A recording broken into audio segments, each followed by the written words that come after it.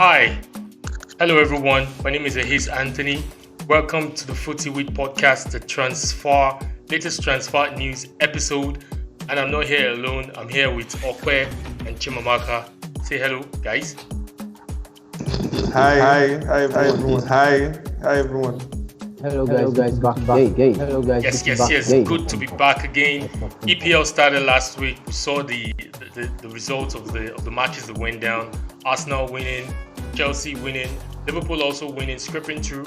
And everybody's trying to reinforce. Everybody's trying to sign new players.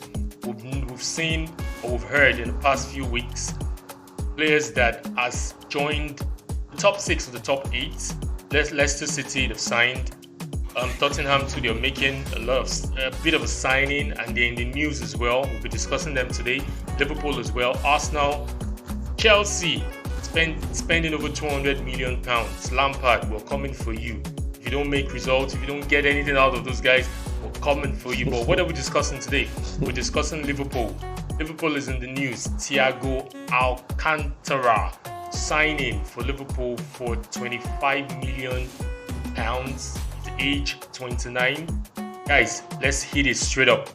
Is Thiago Alcantara the solution? Liverpool. Okay. Go. Okay, Chimamaka, you can go ahead. All right, guys. Thiago Alcantara. That's not just an easy name to pronounce, but man, he's as tough as the name sounds on the pitch. Yeah. And for Liverpool, if you look at Liverpool, they've actually lacked that kind of defensive midfielder with an attacking proneness too as well. But actually, for Liverpool squad in central midfield, Alcantara fits into the bill. He plays every part of central midfield. So for Liverpool, we saw that they had their captain Jordan Henderson, who actually has not been and needs to actually be replaced. Alcantara still has 3 and coming to Liverpool at 29. That guy is just a number. Actually, that guy is going to be an integral part of Liverpool's success. Liverpool's success. That's what I have to say. Opa, your take. Look, it's a great deal for a 29-year-old. That's simply fantastic if you ask me. A lot of media outlets, some are saying 25 million, and then some are saying 20 million. Whatever the case is, whatever the fee is, I know it's just 25 million and below, and that's a great deal for someone of that caliber. That is a member of the 2019-20 Champions League winners, and he was so integral, in doing that for Bayern Munich, especially during the knockout stages. Just like Chimamaka said, look, he's a solid box-to-box midfielder. He's a maestro. He can do it all in that midfield. And then, number one, he had quality in depth for Liverpool and dynamism. Chimamaka spoke about the fact that Liverpool have not had that type of defensive midfielder. Plus a bit of creativity. So you know what? That's something that Liverpool have lacked, and then they've got that right now. You take a look at the caliber of midfielders they have currently in terms of the Fabinho, Wijnaldum, Henderson, Alex Oxlade-Chamberlain, and then the youngster, Curtis Jones. And then you just see how different Thiago is compared to all of them. So currently, look, he's going to make that squad better. I'm not going to say because he has been signed, Liverpool are going to win the league. Sorry about that. I'm not going to say Liverpool are going to win the league or, do something fantastic. But they're on the right track. They could also sign Ismail Assar, and also definitely they can also sign Diogo Jota from Wolverhampton Wanderers. So they've got options right now. They are trying to bolster up the squad. It is needed. I said that a few episodes ago that look, if Liverpool don't make the necessary signings, they will not be a team to be reckoned with. So Jurgen Klopp was definitely frustrated with that. Now Liverpool are getting to do the business that they want, and then things are moving fast. Just before we got on this podcast, it was reported that Diogo Jota is driving straight away to Merseyside to have talks with Liverpool, and then his agent has already agreed personal terms for him. It's going to be a 5-year contract, so that deal is fast tracked and it's going swiftly. So by the next podcast that we do have, Liverpool might have signed 2 more players. Wow. Well, the Thiago Alcantara, I hope I pronounced that name wrong because it's a struggle to pronounce it. I saw Alcantara. I saw Chimamaka, picking the syllable one after the other. But it's a 20 million deal, plus 5 million add-on, like bonus for whatever success he has or he tends to have at Liverpool. But looking at it critically, do you guys think that Jurgen Klopp is leaving out that part that really needs bolstering? Because the defense, Lovren has left Liverpool, and Liverpool are yet to replace Lovren as a defender. And right now they have 3 central defenders, if I'm not mistaken. That is in Matip, Van Dijk, and Gomez. Gomez at times he implements Gomez on the right side of the defense, which is from the right fullback. That is when Alexander-Arnold needs to rest or needs to get out of the game or is injured.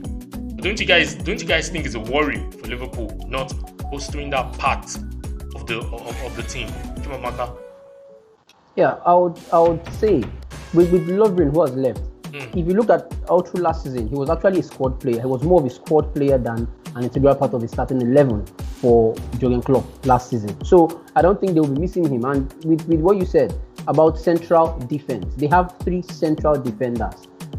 They will need one experienced person that wouldn't always be like what the problem they had last season was with Joel Matip getting injured before this guy got his space, before this guy got his chance.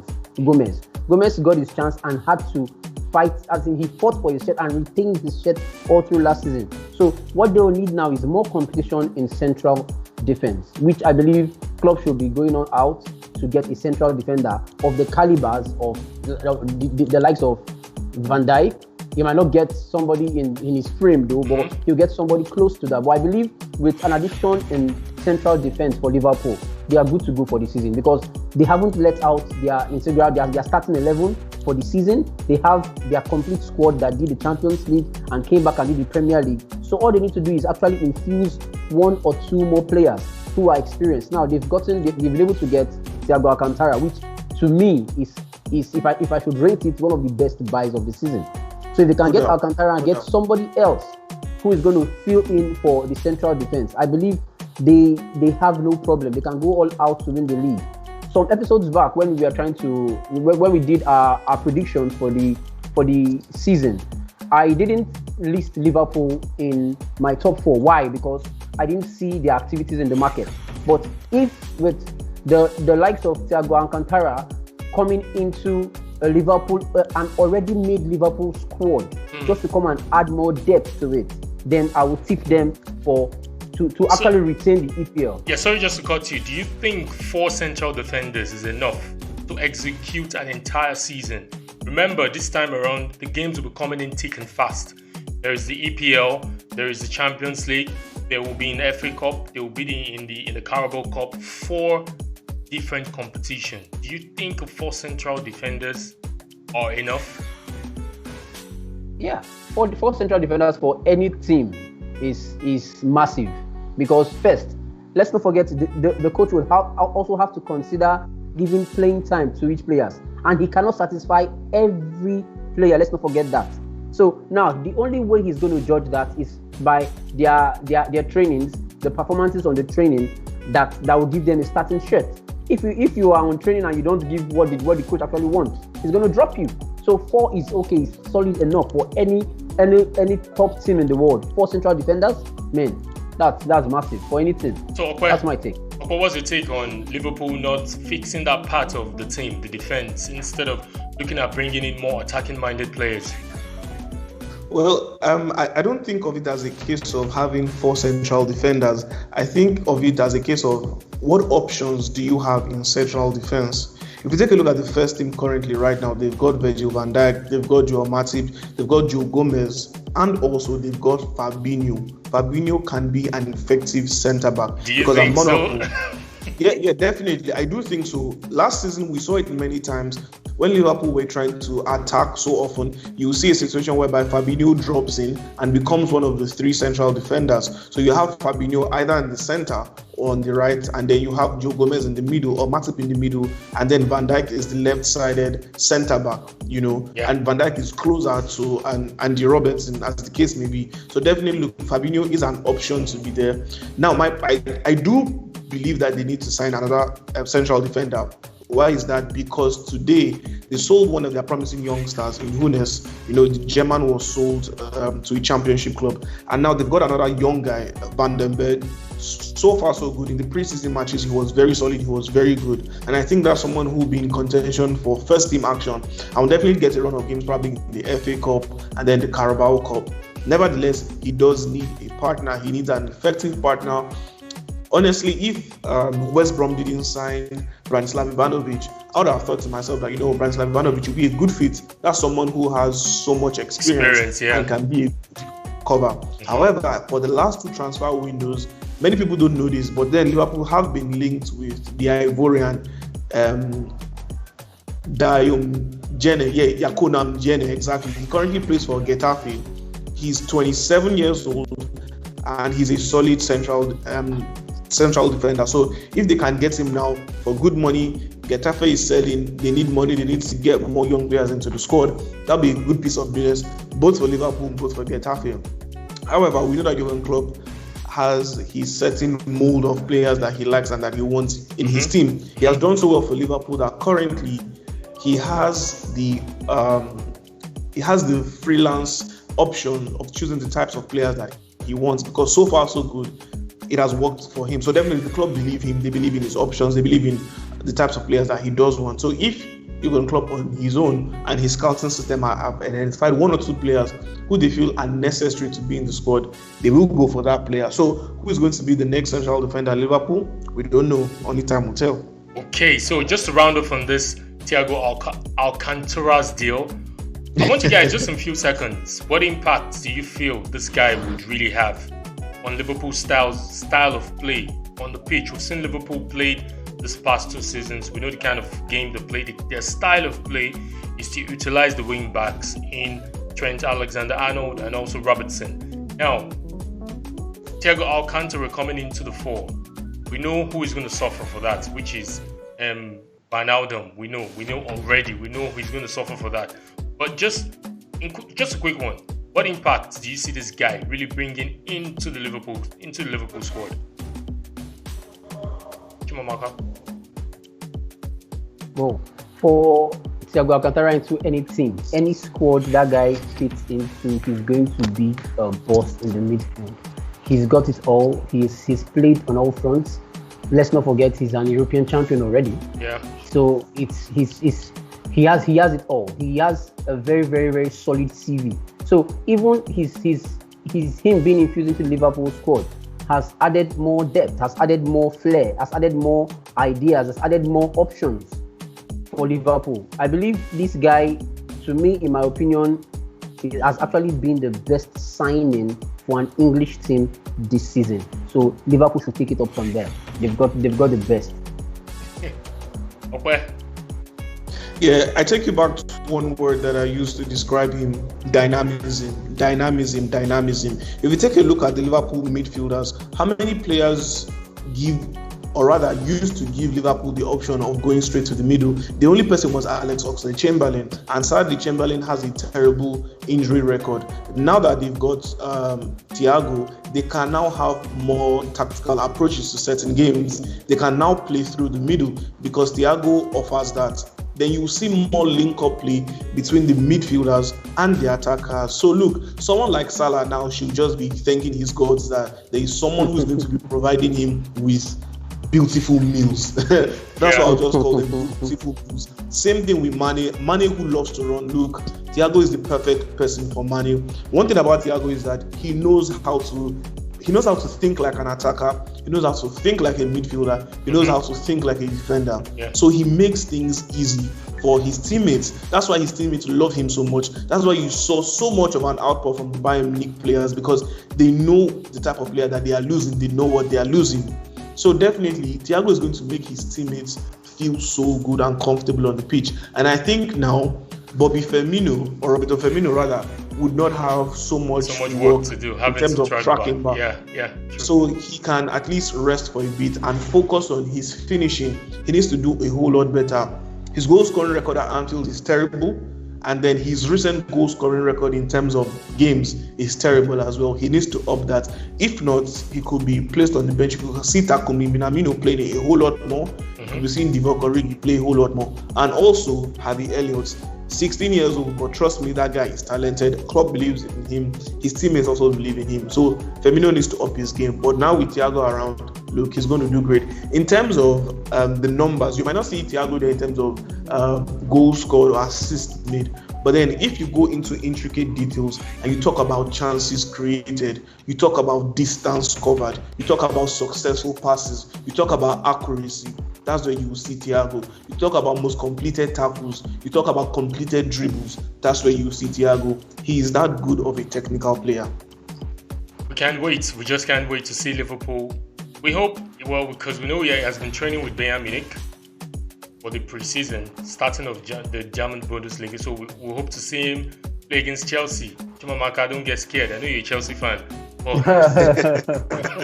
We hope to see him play against Chelsea. But moving on to the team in North London, the white team in North London. Bale coming back home, Mourinho pulling that string, and also Reguilon from Real Madrid, 2 Real Madrid players.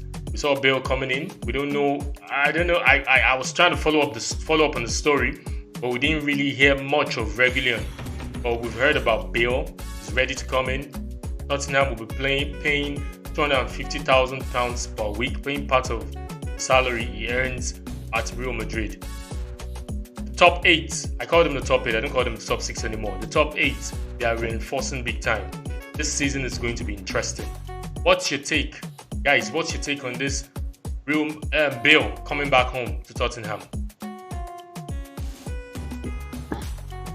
With Bale coming in, like Mourinho said at the beginning of transfers, he's doing some smart business.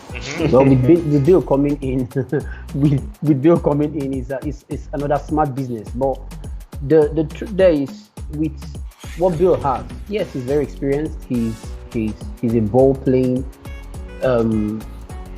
footballer. He's how do I put it? Bale is Bale. I'll just leave it at that, because we know what he did in Tottenham before he joined Real Madrid. His first season in Real Madrid, yeah, they were like, I don't think this guy will be able to perform. But I can remember the match against Barcelona. I think it was the Copa del Rey, where he had to sprint through, and he has gotten his money's worth from Real Madrid. But in the past 3 seasons, we've been seeing some downturns with Bale not getting playing time, or probably attitude to work and the likes. That is left for them in Spain. Yeah. But he's coming back into the EPL, playing under a Mourinho who has always longed to play, to have a Bale in his squad. Because I remember his time in Real Madrid, he was one of those who tried to bring in Bale, but Bale didn't come in. The moment he left, Bale came in. He was in Chelsea, he tried to bring in Bale. He also had that problem too as well. So we all know how this has happened with Mourinho and Bale. But finally, Mourinho has a Bale.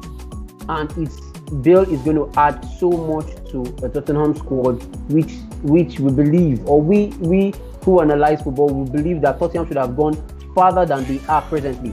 Will Bale bring that to the team? I don't know. Will his injury continue? I don't know. It's the EPL, but yes, on a neutral ground, I'll leave it as Bale is going to be a very good addition to the Tottenham squad.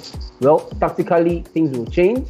Mourinho's approach to football and his defensive activities might actually change, because the kind of players he's bringing in, Bale, who is attack-minded and the likes, well, he has to. He's the manager. He has to put things in place for them to actually click in and work well together. Bale is welcome back to the EPL. Yeah, welcome back. So, Okpe, as an Arsenal fan, Tottenham, I wouldn't say they're rivals to Arsenal. Yeah. No, I wouldn't say they're rivals to Arsenal, because looking at past 20 years, the number of trophies being won, I think Arsenal has won, like I was counting 18 trophies, so I wouldn't say they're rivals. So we could say They are neighbors. Yes, so neighbors. Okay, yeah, London rivals. Remember that? Yeah, excuse no. Yeah. So Not London rivals for specific days. Yeah, but honestly, Yeah, we are exactly. We know talk that. about it. No You can't rivals. compare Spurs to Arsenal. So where should this be a worry Yeah, for okay. Arsenal? No. But then before I talk about the rivalry, let me just for our listeners, let me just shed more light on the transfer of Bale and Reguilon. So for Gareth Bale is a season-long loan deal, and he has 2 years left on his contract. Yeah. Definitely, no one wants to sign Gareth Bale for 300 million euros because that's his buyout clause, and that's absolutely ridiculous for a 31-year-old. So right now it's a season-long loan deal, and Tottenham will be paying 40% of his £600,000 per week wages. Yeah. Yes, £600,000 per week. That's huge. So Real Madrid were so desperate to offload him that they came to that agreement that we'll pay 60%. Spurs, you cover 40%. Now talking about Sergio Reguilon, after a brilliant season with Sevilla, we saw him win the Europa League. Zidane took a look at his squad, and then first of all, we already saw him offload Achraf Hakimi to Inter Milan. So you're thinking about it, look at the caliber of fullbacks that he has currently. He has Marcelo, who is a legend in his own right, and you can't really offload Marcelo unless he says he wants to leave. Mind you, Marcelo still has a bit of brilliance in him and can give at least 2 or 3 more seasons of magic. And then you've got the brilliant Ferland Mendy. When Mendy got back into good form, he was brilliant for Real Madrid. A major reason why they clinched the La Liga title. So definitely, you don't want to tamper with that synergy between Ferland Mendy and Marcelo. So definitely, Reguilon needed to leave. But Zidane did realize how good of a player Reguilon was. If you talk about his numbers with Sevilla, scored 10 goals in all competitions and provided about 13 assists. That's simply fantastic for a 23-year-old. Where did he get those numbers from? But that's due to, I will give praise to Julen Lopetegui, who allowed him to express himself. I take you back to the 2018-2019 season when Lopetegui was initially in charge. He gave Reguilon his debut and he gave him the nod ahead of Marcelo. So Lopetegui definitely knows how special Reguilon is. Now coming over to Spurs, Madrid needed to do smart business. So there are 2 clauses invoked in his contract, which Spurs had no problem with agreeing to. The first clause is the buyback clause, meaning between 2021 and 2025, Real Madrid can buy Sergio Reguilon back. Yeah. The second clause is called the preemption clause. Now, this means that if any club comes in contact with Spurs and says they want to buy Reguilon, or if Spurs wants to sell Reguilon, Real Madrid have the privilege of being the first club in the know about this. So, it's a win-win situation for both Real Madrid and Spurs. These clauses are a major reason why Manchester United were hesitant in going forward with the deal. Mind you, United and Reguilon already agreed personal terms, but definitely these clauses were not good enough for United. Yep. So now, Bale coming into the Premier League is going to be fantastic. Look, Bale was made for the Premier League. Bale was made in the Premier League. That's the type of player he is. If you take a look at his impact at Real Madrid, you take a look at his numbers, simply fantastic if you ask me. Over 100 goals, over 60 assists. How many players can you say in world football currently have those numbers? And he has 4 Champions League titles to show for it. He has 2 La Liga titles to show for it. He has 3 Club World Cups to show for it. The numbers speak for him. The goals speak for him. The manner of those goals. Chimamaka took you back to the Copa del Rey final in 2014. He was sprinting from the halfway line. Marc Bartra was gasping for breath to catch this guy. And that cheeky finish just between the legs of Victor Valdez, unforgettable goal.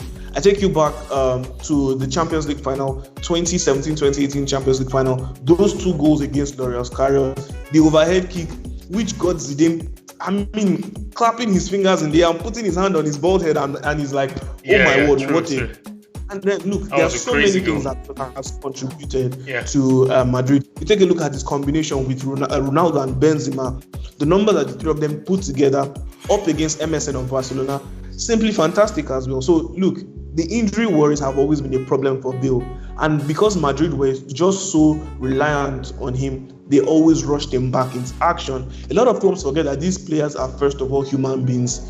Every player's physique it differs definitely. So I believe Bale always needed more time to get back into good form, and then he was just never given that opportunity just because of his wages and the value that was put on him. Oh, you just expect him to perform magic. Yeah. No, it's not going to happen. So a manager like Jose Mourinho understands things like this. With the years of experience he has had with players who always have niggling injuries, he knows how to manage such players. And then I will actually have to give credit to the sports scientists at Tottenham Hotspur and the physios. They have a good record of knowing how to manage players with bad injuries. For example, Jonathan Woodgate, Ledley King, Tom Huddleston, even Bale himself while he was there. I'll take you back to the Inter Milan game at the San Siro where Bale scored a hat-trick. He was not meant to be declared fit for that game. If you go back to that game and you look closely, you see that he had straps on his left leg. Look, his calf was not in the best condition, but then the physios did their best job to get him on the pitch, and look what he delivered. So look, he's coming to a club in which they're going to take care of him, and he's going to be great. But now the onus is now left on Jose Mourinho. How does he want to set up his squad? For me, if he wants to get the best out of Gareth Bale, he has two options. Either play a 4-3-3 or play a 3-4-3. Now that you are going to get Sergio Reguilon, you can now have Ben Davies as your left-sided centre back, have Davinson Sanchez or Alderweireld pair him up, and then you have a Ryan Sessegnon who can be a great overlapping wing back, or Reguilon as well. So both Reguilon and Sessegnon will definitely be fighting for that left wing back position. And then you've got Matt Doherty, who is an expert at being a wing back. I mean, he played that position for so many years under Nuno Espirito Santo at Wolverhampton Wanderers. And then your midfield is perfect in my own opinion. A good blend of players in terms of Ndombele, Højbjerg, Sissoko as well, and also Harry Winks. Harry Winks is a very underrated player. So Mourinho now needs to know, okay, what is the best system to bring the best out of these players? What is the best system to curb the excesses or the bad parts for this Spurs squad? So Mourinho has a lot of thinking to do, and I'm just thinking to myself, the combination of a Bale, Kane and Son is going to be deadly. Then we talk about the option of also Lucas Moura, Steven Bergwijn, Eric Lamela, Jetson Fernandez. You know, Spurs have a decent squad. Spurs have a very decent squad. My colleague was on the show today. My colleague told me that, you know what, if you put that Spurs squad on paper, they should be challenging for the league title. And then the truth is, if you put that Spurs squad in any game or in FIFA, you expect them to be challenging with the top 8, just like you said, or the top 6 as the case may be. So Mourinho needs to do a lot of hard work, but I believe the most essential part is the mental aspect. That mental aspect is something so pivotal for Spurs, especially with a player like Dele Alli. You know, since they lost that Champions League final, things have not been the same for Spurs. They need to be revitalized, and I believe that starts with Jose Mourinho. So Jose Mourinho currently has a lot of work to do with that Spurs squad. Definitely, he has a lot of work to do. We're short of time, but we will not leave out our teams because I know you guys are both Chelsea. Chimamaka is a Chelsea fan, and Okwe is an Arsenal fan. We would not end the show without you guys talking about transfer done and incoming players as well. I think for Chelsea, we know where Lampard really wants to, once that change is the goalkeeping department. Chimamaka, run us through latest transfer news on Chelsea. Yeah, regarding Chelsea, we have just one transfer that is yet to be announced. That is Edouard Mendy from Rennes, and he's going to be costing a goalkeeper. Yes, it's going to be costing about 28 million euros in total for him to be eventually sold. But now there's a hitch in this deal. The hitch now is because Rennes want to take Tomori away from us and include him in that deal for Edouard Mendy to be able to move to Chelsea. Now, in the past 2 weeks, we've tried to understand what Lampard wants for the team, and he has actually come out to say he would want to keep Fikayo Tomori in a Chelsea squad. I don't know why. Left for me, I would have asked him to actually loan him out because of the depth we have in central defense as it stands presently. In central defense, you have the likes of Thiago Silva, you have Christensen, you have Rudiger, you have Zuma, now you have Fikayo Tomori. That's 5 of them. left for me, I would have preferred, okay, why don't you let this guy go? But now the question is going to Rennes. He has European football to play. It is a good one for him, but I believe what Lampard wants is for him to have more playing time in England. And I can remember that. I can also remember that Everton also wants to take him out on loan. Yeah, on loan, yeah. But now Edward Mendy and Rennes trying to bring Tomori into his goal. Yeah. There is something going on, which we know we would have to settle. Now, Rennes is telling us that for Edward Mendy to move over, we have to include Tomori in that deal, which Lampard doesn't want. But eventually, for a goalkeeper to come in, presently as it stands, he's the only goalkeeper that is looking visible, that is looking more likely to join Chelsea. So I believe as it stands presently, it's either we have to give in for that deal to happen. Well, the manager knows best. He knows what he wants for his player in terms of game time. And I believe he working with Ancelotti can actually get game time. That is with Everton, if he eventually moves to Everton. But Edward Mendy moving to Chelsea, if the clause is Tomori moving over and Edward Mendy coming over to Chelsea, then so be it. But as it stands for goalkeeping, we have just Edward Mendy in the pipeline, who is looking more than 70% a done deal already.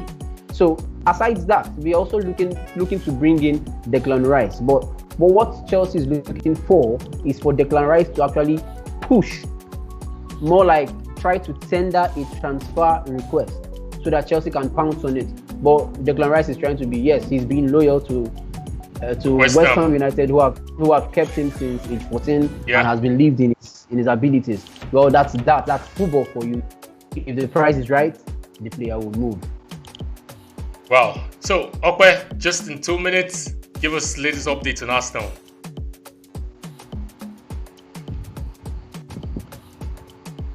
Okwe there? Seems frozen. Well, I could just help out with that, because we know Arsenal, they're looking at Owa. I don't know, at times that guy's name is really difficult to pronounce. Yeah. Hussein Owa. Okay, Okwe is back. Could you just quickly give us updates in 2 minutes? Let's just give us updates on Arsenal's latest transfer updates. We know the biggest news was Abu Manyan, You're signing a new. Definitely. He looks like a new signing. Yeah. He looks like a new signing. He is. And this will probably stop the chase for a left winger, because if Aubameyang did leave, they would have needed to bring in a left winger. But then I'll start with the possible outgoings. So first of all, Lucas Torreira. There've been multiple reports that most likely Fiorentina and Torino are in for him.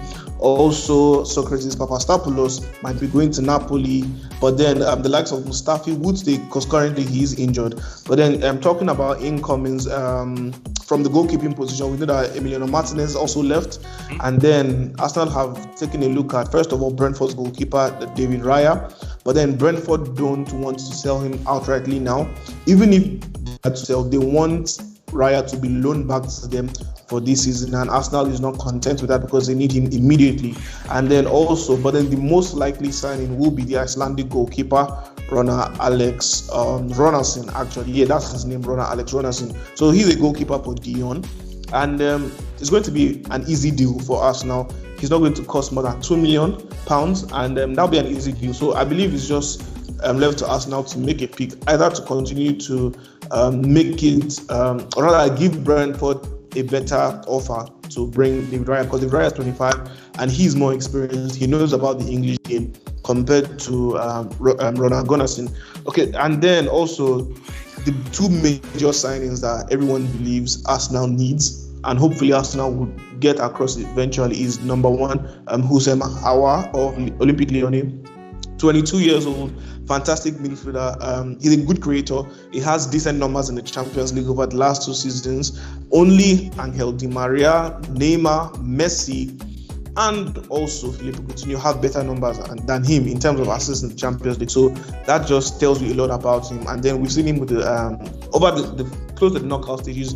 We saw him with the armband for Lyon as well. So then that tells you a lot about his character and what he'll be bringing into the team. Basically, I feel he'll be coming to fill in the role of Ozil once Ozil leaves, because definitely Arsenal need a bit of that dynamism and creativity in the midfield. And definitely the big man who Arsenal fans want so much is Thomas Partey. Just before I go on with Partey, Houssem Aouar is set to cost about £60 million, but then Arsenal can try as much as possible to negotiate. But I think the least he would go for is £45 million. Juninho and Edu have a good. Juninho is the sporting director of Lyon and Arsenal sporting director Edu. They've got a good relationship, so negotiation is going on.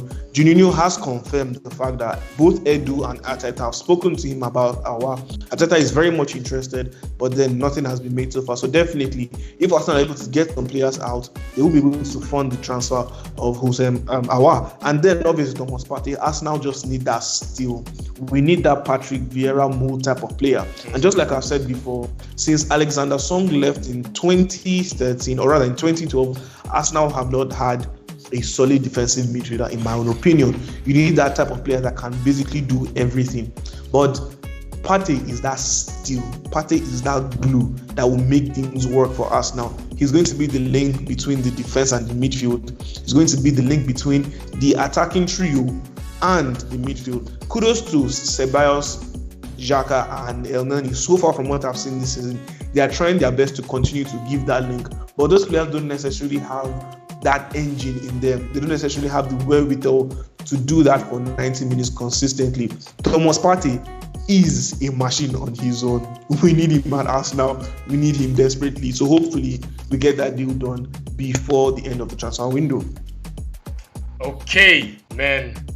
For me, the top 8 is going to be really, really, really competitive this season. Looking at the quality of players they're bringing in. Man City, they've done their business. They're still looking at solidifying the defense. Manchester United as well. They have a good team. In addition, looking at Sancho. And also Chelsea spending over £200 million